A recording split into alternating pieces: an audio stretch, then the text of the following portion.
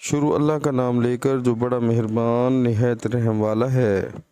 نبی کریم صلی اللہ علیہ وآلہ وسلم جب رفع حاجت کے لیے نکلتے تو میں اور ایک اور لڑکا آپ صلی اللہ علیہ وآلہ وسلم کے پیچھے پیچھے جاتے۔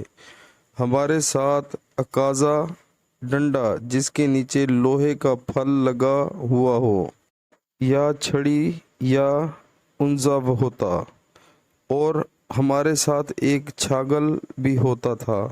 جب نبی کریم صلی اللہ علیہ وآلہ وسلم حاجت سے فارغ ہو جاتے تو ہم آپ صلی اللہ علیہ وآلہ وسلم کو وہ چھاگل دے دیتے تھے۔ صحیح البخاری کتاب نماز کا بیان۔ انزا لکڑی جس کے نیچے لوہے کا پھل لگا ہوا ہو کی طرف نماز پڑھنا۔ حدیث نمبر 500۔